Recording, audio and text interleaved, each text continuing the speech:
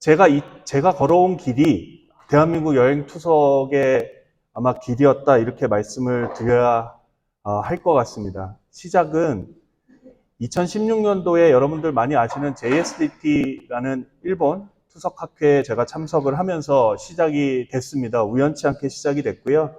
보시는 것처럼 요새 뭐 오사카 많이 가시겠지만 글리코상이 보이고 오사카 시내에서 JSDT 2016이 있었고, 이때 제가 가서 처음으로 여행투석이라는 게 있구나라는 거를 처음 배우게 됩니다. 일본에서도 여행투석이 있었는데, 놀라운 것은 대만이 2014년부터 여행투석 전문회사를 만들어서 대만 환자들을 해외에다 보내기 시작하면서 여행투석의 개념이 성립되기 시작했습니다. 그리고 2016년도 7월 달에 저희가 지금 현재 일본 그 여러 파트너들과 같이 일을 하고 있는 의 이사장님을 맡고 계신 아사쿠라 신지 선생님이 계신 이 스기노키 클리닉이라는 도쿄에서 한 40분 정도 신칸센을 타고 가면 있는 아주 소규모 도시입니다. 오야마시라는 곳은 거기에서 투석기를 110여 대를 운영을 하고 계시는 굉장히 큰 투석센터입니다. 예.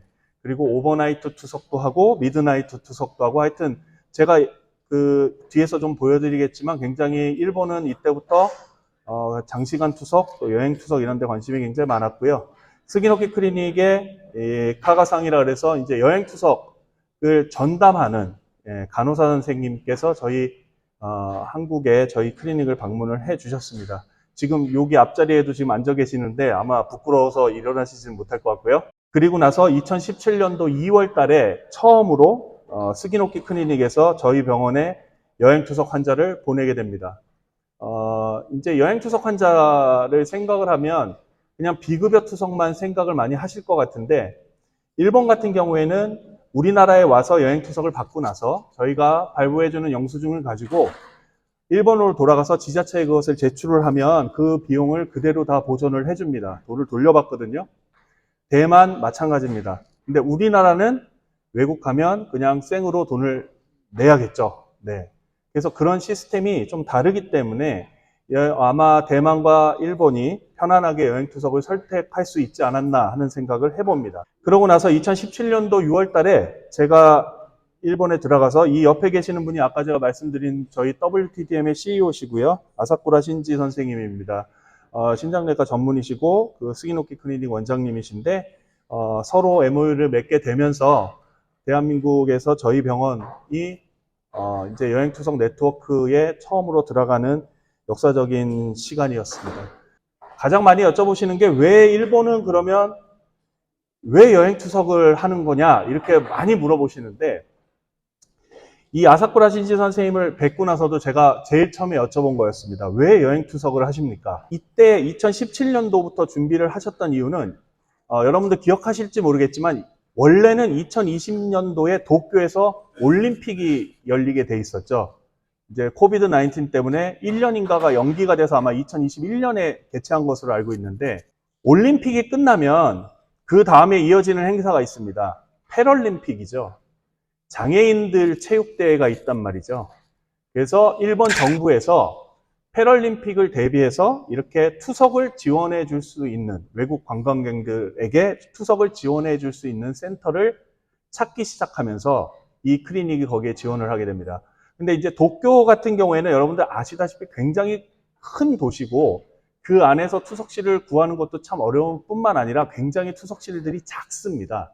이 오야마 같은 경우에처럼 이렇게 넓은 시설을 갖고 있는 이런 위성 도시들의 그런 여행 투석을 전담하는 센터들을 지원을 하게 되고, 아마 제가 듣기에 처음에 이 여행 투석 센터를 셋업을 할 때에 지자체에서도 어느 정도 도움을 줬다, 제가 이렇게 얘기를 들었습니다. 그래서 2020년도 이제 도쿄올림픽과 패럴림픽을 대비한 어떤 조치로 여행 투석 센터를 선제적으로 만들게 되면서 일본은 굉장히 활성화가 되었습니다. 2017년도에 이제 요코하마의 JSDT를 제가 다녀왔고요. 여기서 이제 여러 그 여행 투석을 하는 다른 파트너들을 좀 만나게 되고, 2017년도 8월에는 제가 중국에 있는 상해에 가게 됩니다. 근데 사실은 여러분들 생각하시기에는 시장의 규모로 봐서는 중국이 가장 크지 않겠는가 이런 생각을 많이 하실 텐데, 저도 그런 막연한 생각으로 중국에 들어갔습니다. 여기가 이제 상해고요.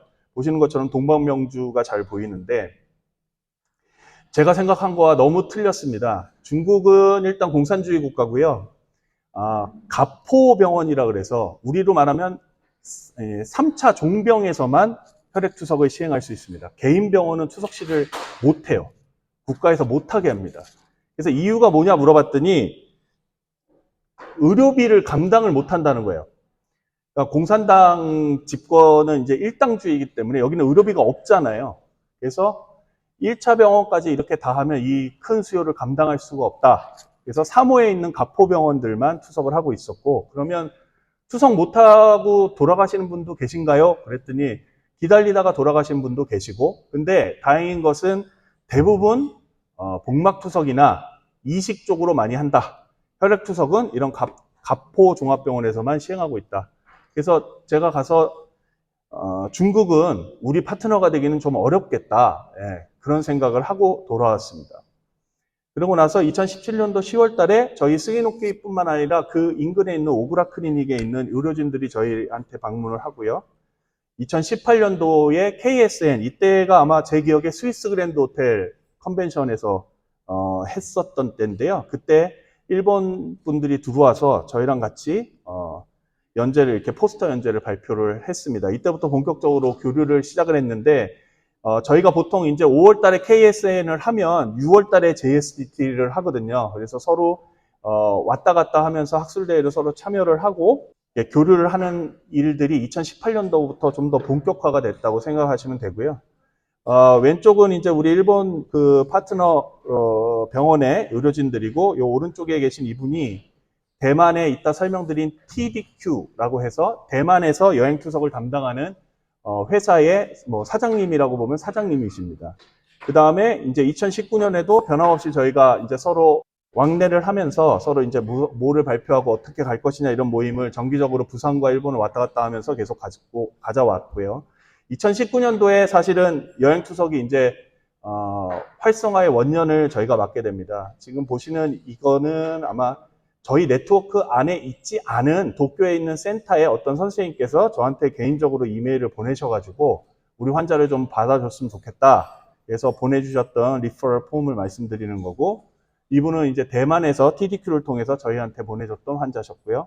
이런 식으로 계속 진행을 하고 2019년도 5월 달에 아마 드래곤시티에서 KSN을 했을 텐데 저희 병원뿐만 아니라 여기 있는 이제 연세윤회과 유동훈 원장님, 그 다음에 서울의 이양균외과 이양규 원장님이 저희 네트워크에 조인을 하게 됩니다. 이때 당시에 이제 저희 네트워크의 회원병원은 이로써 4개의 센터를 구성을 하게 되었습니다. 앞에서 말씀드린 TDQ라는 회사를 잠깐 소개를 하고 넘어가야 될 것 같은데, 저희 동북아시아에서는 여행투석의 시조라고 할 수 있습니다. 그리고 왜 니네는 서울, 도쿄, 대만만, 타이완만 왔다 갔다 해야만 하느냐에 대한 이론적인 근거를 제공해 준 그룹이기도 합니다.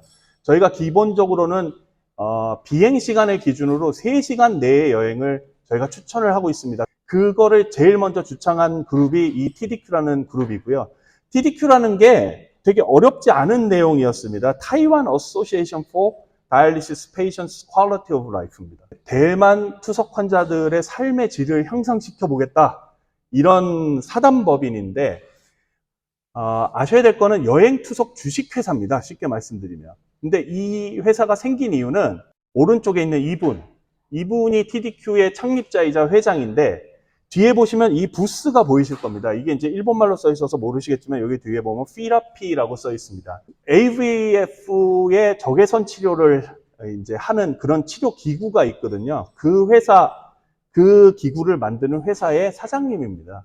그래서 이 회사에서 그러니까 어떤 사회공헌 사업 내지는 비영리 법인처럼 이 TDQ라는 것을 2012년에 만들어서 2014년부터 여행투석을 보내기를 시작합니다. 그래서 이거는 여러분들이 지금도 쉽게 구글에서 찾아보시면 TDQ 홈페이지에 들어가시면 보실 수 있는 내용이고, 원래는 중국말로 돼 있는데 제가 한국말을 번역을 입힌 겁니다.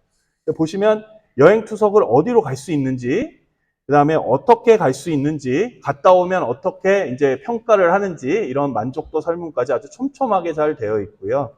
그 중에 하나, 이 서울에 오셔서 투석하신 분이 올려주신 그런 내용을 가지고 여기 홈페이지에 링크가 되어 있습니다. 여기 보시는 분은 마포구에서 개업하고 있는 연세윤회과의 유동훈 원장 병원에 대만 환자가 가서 투석을 하고 찍었던 사진입니다. 그리고 이런 식으로, 요거는 제가 원문 그대로 가지고 왔는데, 대만 환자가 만약에 일본이나 한국으로 여행을 가고 싶다 그러면 지금 있는 홈페이지에 이런 설문지 양식에 본인 이름과 성별, 뭐 언제 투석하고 이런 구체적인 메디컬 인포메이션을 본인이 넣어주게 되면 그 다음에는 TDQ에서 이제 그 원하는 날짜에 원하는 도시에 투석할 수 있는 센터를 구해주게 됩니다. 근데 TDQ는 좀 특별한 것은 앞에 여기 홈페이지에 보시면 여기 특별 투석실 이렇게 되는데 이거를 클릭을 해보시면 일본, 대한민국도 있지만 이탈리아도 있고요. 미주도 있습니다. 어떻게 보내는지는 모르겠으나 하여튼 실제로 갔다 온 여행 후기들이 꽤 빼곡하게 나와 있습니다. 그래서 사실은 여행 투석의 어떤 노하우를 가장 많이 가지고 있는 그룹인데 저희가 주목을 못했던 곳이기도 합니다, 사실은. 그래서 여기 있는 그 이치란 회장이 사실은 몇 년 전에 코로나 전에 저희 병원에 와서 사실 MOU를 맺고 뭐 2차 저차 잘해보자 그랬는데 코로나가 닥치면서 저희가 3년을 그냥 생으로 쉬게 됩니다. 2019년도에 저희가 만든 이제 메디컬 네트워크고요. 저희가 그냥 여행 투석 네트워크라고 하지 않고 여행 투석 의료 네트워크, 메디컬이라는 말을 넣었던 가장 큰 이유는 의료인이 중심이 되는 네트워크가 되었으면 좋겠다. 여기서 의료인은 투석 전문의를 얘기하고요.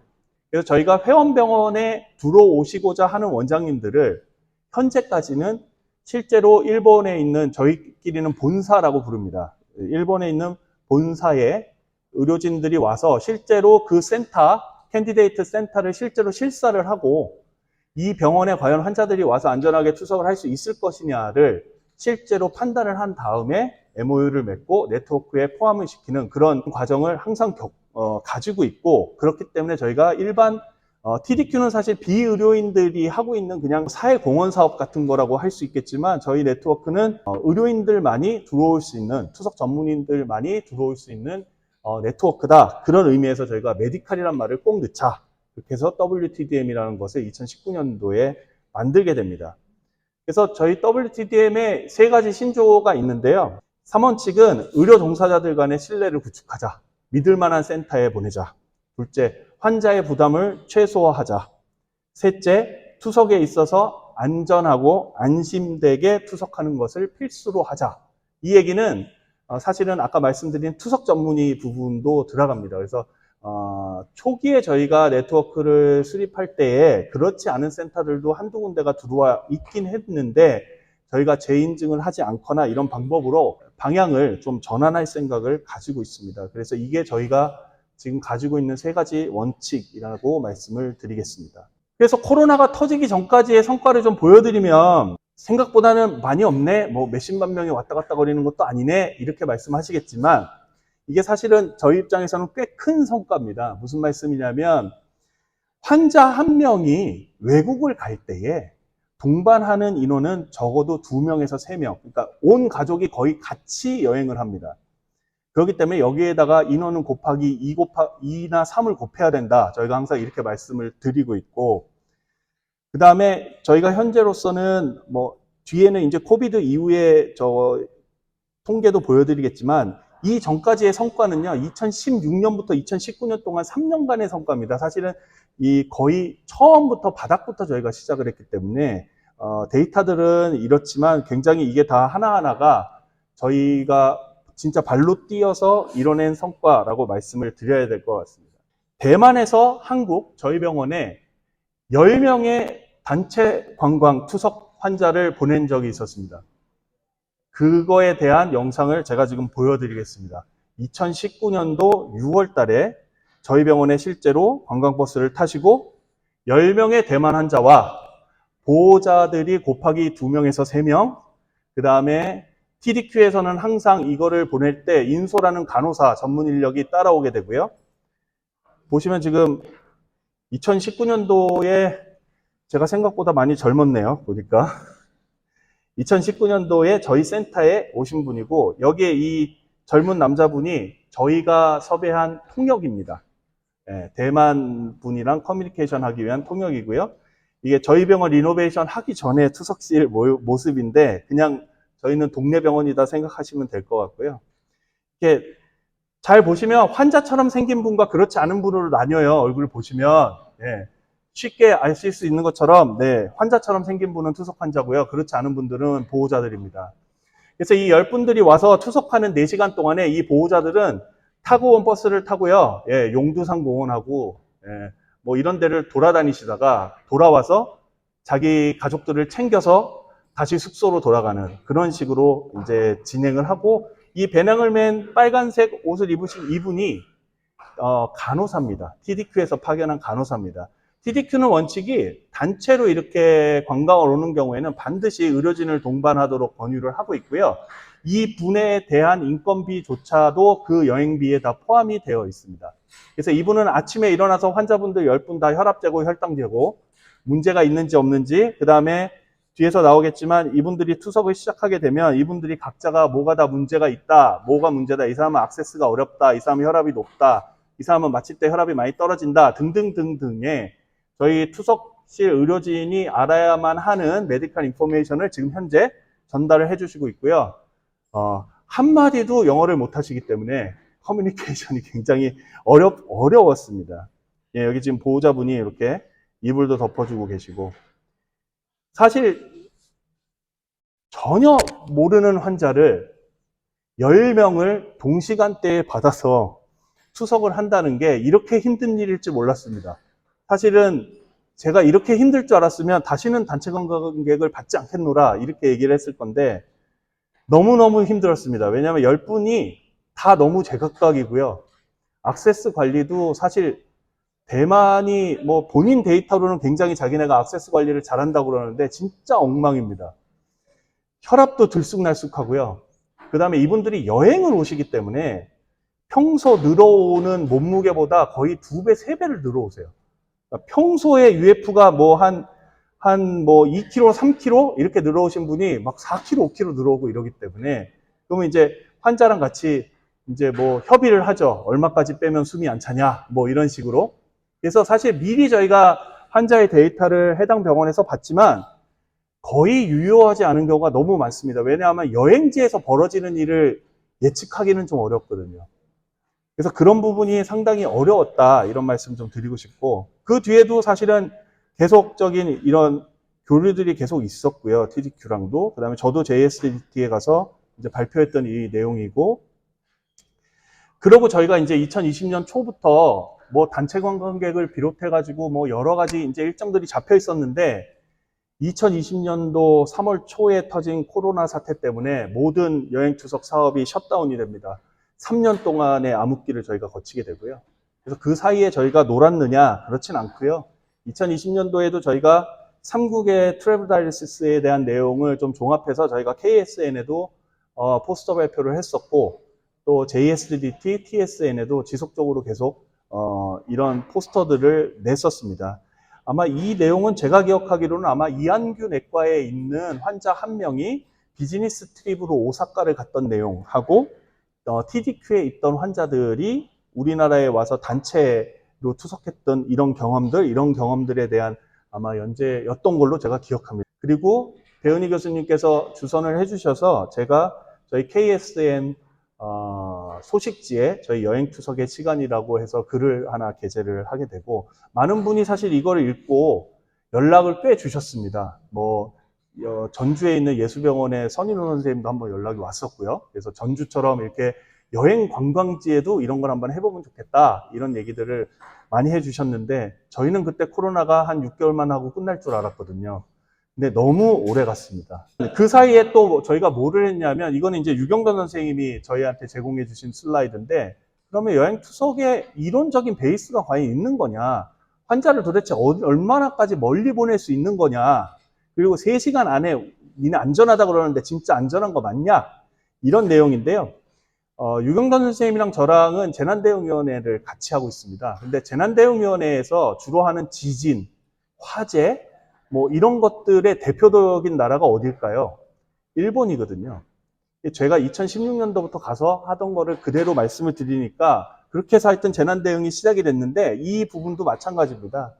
그래서 투석 환자가 과연 여행을 보낼 때 무슨 문제들이 있겠느냐. 이거는 아마 항공의학을 하는 선생님들의 데이터를 받아서 유경돈 선생님이 얼마 전에 아마 저랑 같이 비욘디에서 방송했던 그 내용입니다. 그래서 여행 보낼 때 뭐가 문제냐? 뭐 일단 예상하시는 것처럼 뭐 저혈압도 있고 디하이드레이션도 되고 그래서 이제 실신하는 경우가 가장 많은데 심각한 실신은 아니다. 근데 만성콩팥병 환자는 여러 가지 문제들이 생길 수 있기 때문에 특히나 조심을 해야 되고, 특히 제일 걱정은 여러분들이 다 아시는 것처럼 이코노미 신드롬이 문제일 거다. 예, 심부 혈전증. 이것 때문에 이제 갑자기 돌아가실 수 있는 가능성이 충분히 있거든요. 그래서 아시는 것처럼 이제 오래 앉아 있으면 생기는 거고, 일반인도 100명 중에 1명 정도, 100명에 1명꼴로 생긴답니다, 이런 게. 그래서 아마 6시간, 뭐 4시간인가 6시간꼴로 한 번씩 일어나서 이렇게 뭐 중간에 복도를 이렇게 걷는다든지 다리를 풀어준다든지 이런 걸 권유하는 이유는 이런 이코노미 클래스 증후군 때문입니다. 우리 환자들이 장기간 비행기를 탔을 때 저희가 가장 염려하는 부분인데, 이런 데이터들이 더더군다나 사구체혈관이나 단백뇨 양이 심하면 심할수록 이런 예상하시는 것처럼 심부정맥 혈전증의 발생 위험도가 높더라는 겁니다. 그래서 저희 환자들이 안전하게 여행을 하려면 그러면 어떻게 하면 좋겠느냐? 실제로 제가 압박 스타킹을 신겨본 적은 없습니다. 근데 일본 환자들이나 대만 환자들은 알아서 신고 오시는 분이 더 많았고요. 아마 그쪽에서 그렇게 교육을 하는 것처럼 보입니다. 그 다음에 아까 나왔던 이 비행 시간과 그러면 이런 엠볼리즘 사이에 어떤 유의한 상관관계가 있을 거냐에 대해서는 데이터가 있더라고요. 4시간 이상 비행을 하는 경우면 2시간마다 26%씩 리스크가 올라간다는 데이터가 있습니다. 이게 아마 미국 데이터인데요. 굉장히 유의한 데이터라고 저희가 보고 있습니다. 그래서 가능하면 여행 투석을 갈 수 있는 그 범위를 4시간 안쪽, 대만 주장은 3시간인데요. 3, 4시간 안쪽으로 하는 것이 현재 우리나라를 기준으로 한 여행 투석의 반호는 거기까지가 아니겠느냐. 그래서 환산해 보면 3시간 내의 비행 거리는 결국은 한국, 일본, 대만뿐이다 라는 생각을 하게 됩니다. 근데 여기서 이제 생각을 조금 더 바꾼다 그러면 대만을 기준으로 3, 4시간을 묵게 되면 베트남, 태국, 인도네시아에 가게 되고요. 태국을 기준으로 서너 시간을 묵게 되면 인도까지 갈 수 있는 그런 원이 묶이게 되는 겁니다. 홍파병 환자가 여행을 갈 때 뭘 주의를 시키고 어떻게 비행기 타기 전에 어떻게 준비를 시킬 거냐에 대한 이론적인 준비들을 저희가 코로나 시기 때 좀 많이 했던 것 같습니다.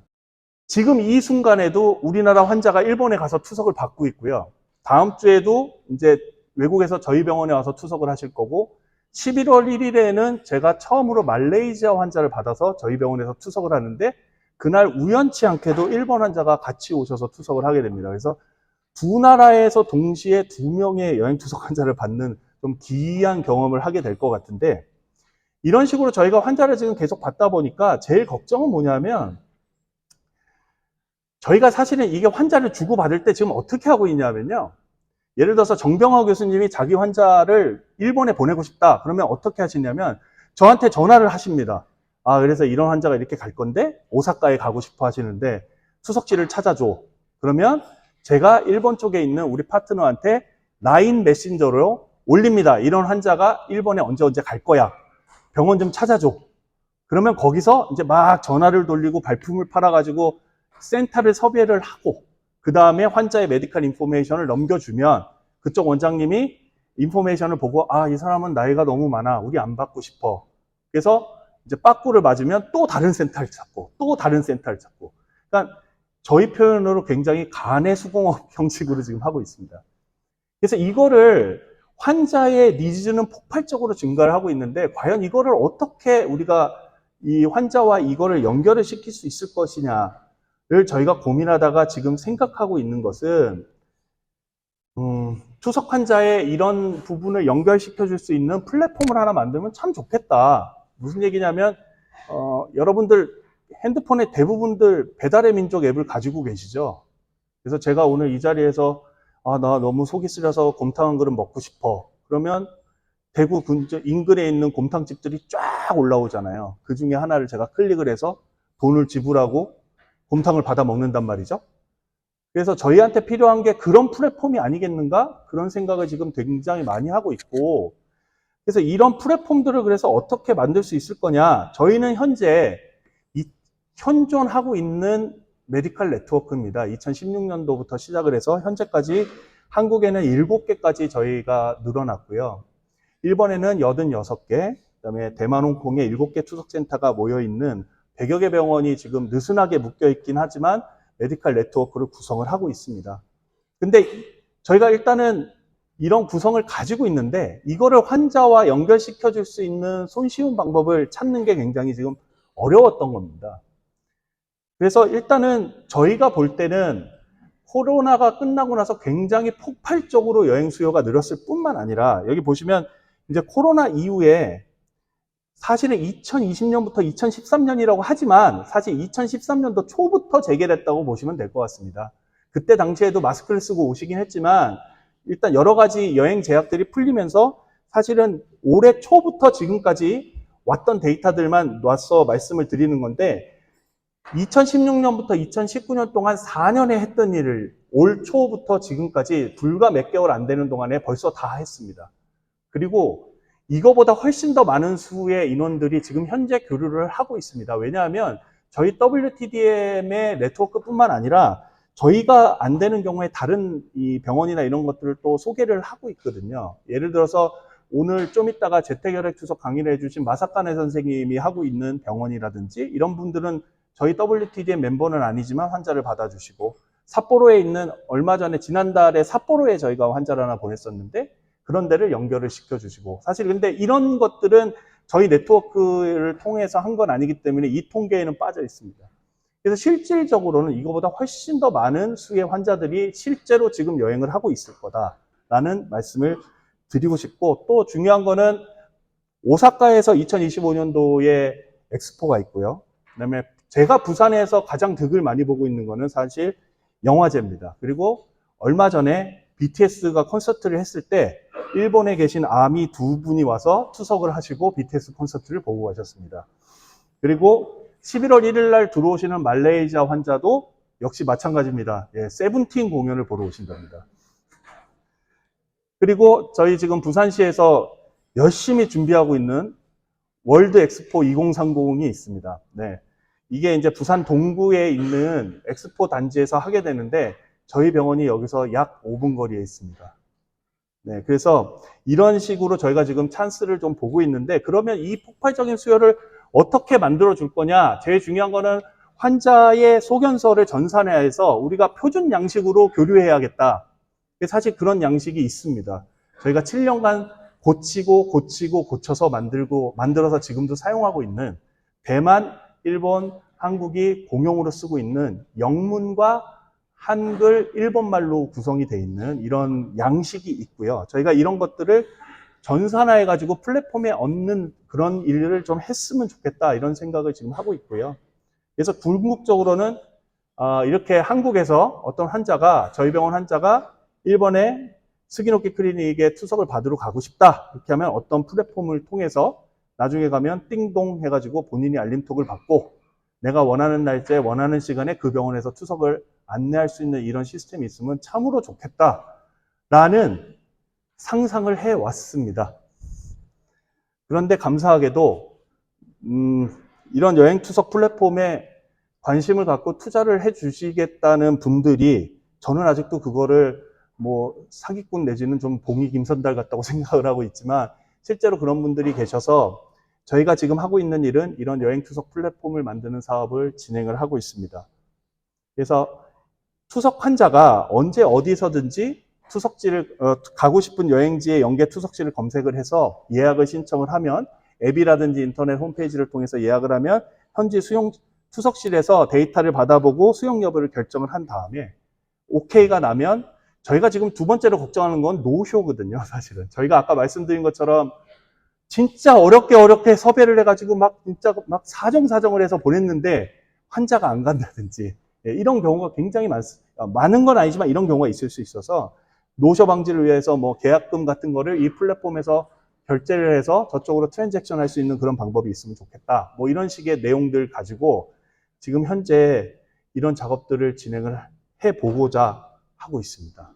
아까 보신 그 데이터들은 우리 울산대의 유경동 교수님께서 제공을 해주셨습니다. 감사드리고요. 경청해 주셔서 감사합니다.